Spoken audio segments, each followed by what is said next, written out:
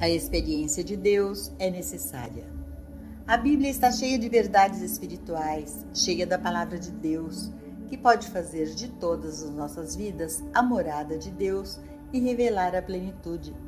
O Mestre indica o caminho quando diz: "Conhecereis a verdade", João 8,32. Ele não diz que outra pessoa conhecerá a verdade por nós. Conhecereis a verdade. E ele prova por seu ministério que o conhecimento da verdade pela graça de um mestre espiritual ou praticante pode ser uma bênção para nós, pois alguns de nossos males podem ser curados, alguns de nossos pecados vencidos e algumas de nossas deficiências removidas. Mas isso não preenche a nossa vida.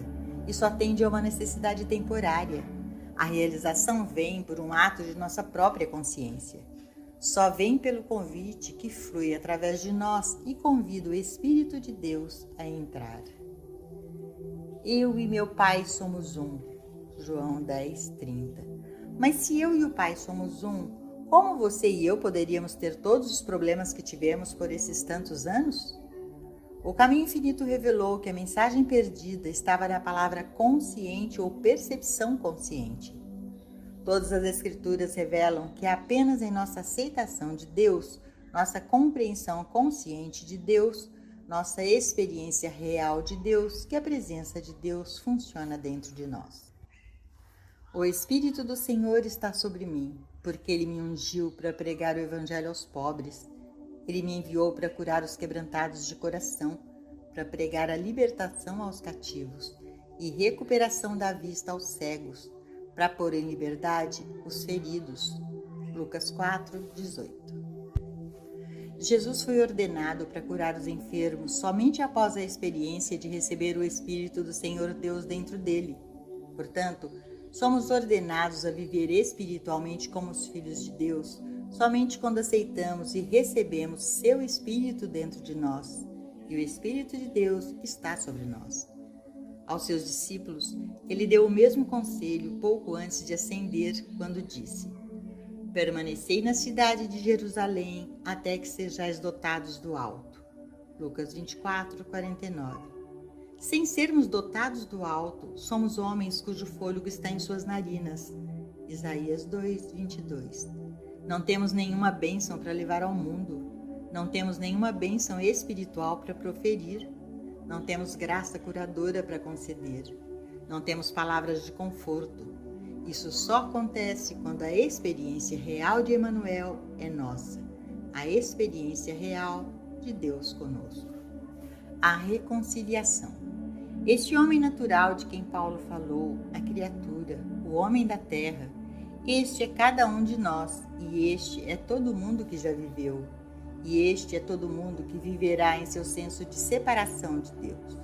É apenas quando, de uma forma ou de outra, somos direcionados a um caminho espiritual que começamos a entender que temos sido pródigos, vivendo separados e à parte de nossa herança espiritual, pensando que somos alguma coisa. E então, quando chegamos aqui, o caminho finalmente se revela a nós como sendo o caminho da reconciliação. Devemos nos reconciliar com Deus e reconciliar Deus conosco até que venha o relacionamento real de unidade. Considerando que havia Deus e o homem, por meio da reconciliação consciente, eu e o Pai somos novamente percebidos como um e não dois. Só então podemos dizer que Deus está conosco. Ou onde Deus está, eu estou. E onde eu estou, Deus está, pois somos um. Habitando na realização consciente dessa unidade, a reconciliação aconteceu. Deus e o homem tornaram-se um, e esse um é o que eu sou e o que você é. Nossos anos de busca são apenas anos de reconciliação, reconciliando-nos com uma vida vivida pelo Espírito em nós e como nós. Em certo sentido, é uma vida de entrega, porque estamos renunciando a uma crença universal de qualquer senso pessoal de grandeza e chegando a compreender a vida do ponto de vista do Mestre. Se eu testifico de mim mesmo, meu testemunho não é verdadeiro. João 5:31. E eu de mim mesmo nada posso fazer. João 5:30. Mas então, em outro momento, Referindo-se ao espírito em que vivia sua vida, ele disse: Eu sou o caminho, a verdade e a vida. João 14, 6. Se tentarmos entender a Bíblia literalmente, acreditaremos que Jesus estava declarando que ele era o caminho, a verdade e a vida, ou que ele era a ressurreição, ou que somente ele tinha carne que o mundo não conhecia. Aceitar isso é estar no triste estado do mundo que espera a segunda vinda de Cristo e sofre por sua ausência, apesar de o Mestre ser tão claro nesse ponto. Nunca te deixarei, nem te desampararei. Hebreus 13, 5. Não há espera pela segunda vinda, porque eu nunca nos deixou. Nosso bem se desdobra de dentro. Isso nos leva à palavra eu, conforme é usada no Novo Testamento. Quando o Mestre diz: Uma comida tenho para comer que vós não conheceis. João 4, 32. Podemos ter certeza de que ele está dizendo que a presença de Deus em nós é uma carne que o mundo não conhece. Eu sou a ressurreição e a vida. João 11, 25. Significa que o eu dentro de nós, o Cristo de nós, é o poder da ressurreição. E não templos sagrados, nem cidades sagradas, nem mestres sagrados, mas eu, o Espírito de Deus em nós. Podemos começar uma vida totalmente nova com base na revelação de que uma vez que o reino de Deus é interior, nosso bem deve se desenvolver a partir de dentro. Se fôssemos compositores de música, não copiadores da música de outra pessoa, onde iríamos buscar a composição? Certamente não nas bibliotecas para copiar o que outra pessoa compôs, mas dentro de nossa própria consciência, onde temos todo o direito de esperar algo novo acontecer, algo até então desconhecido. Por que não?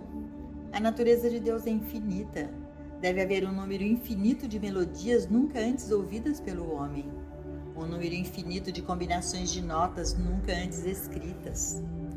Na arquitetura dos novos edifícios de escritórios e residências, estamos testemunhando algo totalmente diferente de tudo que se pensava 30, 40 ou 50 anos atrás. Isso não foi copiado de nenhum lugar, porque não existia antes. Alguns dos grandes arquitetos desta época se internalizaram e encontraram novas formas de edifícios para servir aos propósitos modernos. Alguns desses, muitos de nós concordaremos, não são tão bonitos quanto os mais velhos, de acordo com o nosso senso de beleza. Mas não temos ideia de qual será o senso de beleza daqueles que agora estão crescendo. E esses edifícios devem satisfazer o senso de beleza deles, e não o nosso. Se vamos construir edifícios de qualquer natureza, pontes, estradas, aviões ou formas de comunicação, os trabalhadores dessas áreas devem aprender a voltarem-se para dentro, trazendo a inspiração de novas ideias para esta nova era. Então, nós também descobriremos que toda a sabedoria espiritual que já existiu na Terra já existe dentro de nós. Além disso, toda a sabedoria espiritual que ainda não foi revelada ao homem existe dentro de nós, aguardando nossa capacidade de nos voltarmos para dentro. Quer precisemos de ideias, quer de dinheiro para financiar ideias, quer de materiais, independente de nossas necessidades, nesta nova era espiritual, devemos aprender que tudo o que existe no mundo exterior tem sua substância interior. Tudo que é feito da substância do invisível, e tudo isso existe dentro da sua consciência e da minha. O propósito da contemplação ou meditação é ir para dentro, até que, seja ouvindo a palavra ou sentindo a presença, recebamos uma segurança interior. Eu estou em campo, minha graça está contigo, tenho comida dentro de ti suficiente para todas as necessidades. Posso te dar água viva e nunca mais terás sede. Minha paz eu te dou.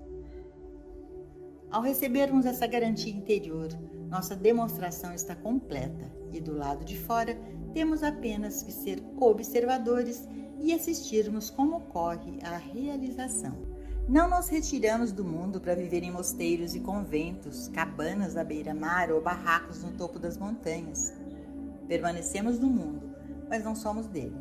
Continuamos a fazer o trabalho diário em casa, com a família ou qualquer que seja o nosso trabalho, mas com esta diferença: não há preocupação com isso, sem medo, sem ansiedade, porque o trabalho do plano externo é primeiro estabelecido no nível interno, e uma vez estabelecido ali, ele tem um caminho próprio de se realizar aqui. Em nossa experiência humana como homem da Terra, aceitamos o sentido material da existência que diz que, para cumprirmos nossa vida, dependemos de pessoas, circunstâncias, condições ou governos. E, portanto, cada um de nós recebeu um álibi maravilhoso para o fracasso. O governo não era o certo, nossos pais não estavam certos, nossos vizinhos não estavam certos, nossos empregadores não estavam certos, nossos funcionários não estavam certos, não tínhamos dinheiro suficiente. Todos nós temos álibis perfeitos para que possamos descansar em paz em nosso fracasso. Se podemos nos contentar com o fracasso, mas se não podemos nos contentar com o fracasso, então vamos despertar para o fato de que cada um de nós é um indivíduo totalmente dependente do reino de Deus e de sua graça, que foi estabelecida dentro de nós desde o princípio. Certamente, por causa da ignorância espiritual de pais, avós, parentes e amigos, todos nós conhecemos deficiências. Todos nós tivemos problemas difíceis de enfrentar. Mas, embora possam servir de álibis para os do mundo, podem ter certeza de que não servirão de modo algum ao nosso propósito. Para nós, foi revelada aquela grande sabedoria de que o reino de Deus, a totalidade de Deus, está estabelecido dentro de nós antes que Abraão existisse e até o fim do mundo. Ele nunca nos deixou, nunca nos abandonou e nunca o fará. Reconciliação como um ato de consciência. O filho pródigo desertou de seu pai. O pai nunca deserdou o filho. Quando ele se virou para voltar para a casa do pai, o pai o encontrou. E tenho certeza que era mais da metade do caminho, porque é assim que acontece conosco. Quando nos voltamos para a compreensão de que harmonia, plenitude, realização, liberdade, alegria, paz e prosperidade não dependem de pessoa, lugar, coisas, circunstâncias ou condições externas a nós, mas sim que dependem de nossa união consciente com nossa fonte, encontramos essa graça interior. Essa reconciliação deve ser um ato de consciência. Vagueamos tão longe da casa do Pai que voltar para dentro por um dia não nos restabelecerá. Devemos persistir na meditação diária, na contemplação diária dessas verdades bíblicas e de seu significado espiritual, até que entendamos que há algo dentro de nós tão próximo que recebeu o nome de Eu. É a presença de Deus, ou Filho de Deus, o Cristo de Deus, a filiação espiritual. Isso é o que eu sou. E quando nos voltamos para dentro em contemplação, podemos ouvi-lo dizer: Filho, tu estás sempre comigo e tudo que eu tenho é teu. Lucas 15, 31. Eu, o Espírito de Deus dentro de ti. Tudo que eu tenho é teu, seja Bill, Mary, William ou Robert, filho ou filha. Tudo que eu tenho, o eu que está no meio de ti, o eu que nunca te deixou, que nunca te abandonará. O poder do eu sou. Devemos levantar este eu, o Filho de Deus, em todos aqueles que encontramos, nunca esquecendo os nossos inimigos, porque orar pelos nossos amigos não nos adianta nada. Devemos começar a olhar para esses países, para esses povos, para aqueles governos onde, no tempo presente, o Cristo não está sendo mostrado, e reconhecer o Filho de Deus no meio deles, reconhecer esse eu no meio deles. Quando reconhecemos o Cristo encarnado universalmente no homem, no santo e no pecador, nos enfermos e nos sãos, e naqueles que erroneamente chamamos de mortos, podemos dar um grande passo, provavelmente um dos maiores que qualquer um de nós já deu, e podemos dizer: não há poder no céu ou na terra maior do que eu sou. Quando dissermos isso, estaremos dizendo aquilo que tornará impossível que as armas do mundo cheguem a você e a mim ou à humanidade, porque estaremos reconhecendo o eu sou no meio deles. E estaremos reconhecendo que não há poder externo maior que o poder do eu dentro deles. Estaremos ressuscitando o Filho de Deus no santo e no pecador, entre os mortos-vivos, bem como os que estão entre os mortos sepultados, nenhum dos quais está realmente morto. Os mortos-vivos são aqueles que comem, dormem e trabalham separados e à parte de sua verdadeira identidade. O manequim do ventríloco tentando viver sem o ventríloco. Os vivos são aqueles em quem o Filho de Deus foi exaltado e sabem que quando ouvirem a voz mansa e delicada, 1 Reis 19:12, ela dirá: Eu estou no meio de ti, eu no meio de ti sou poderoso, eu no meio de ti sou pão, carne, vinho e água, porque eu estou no meio de ti, nenhuma arma levantada contra ti prosperará.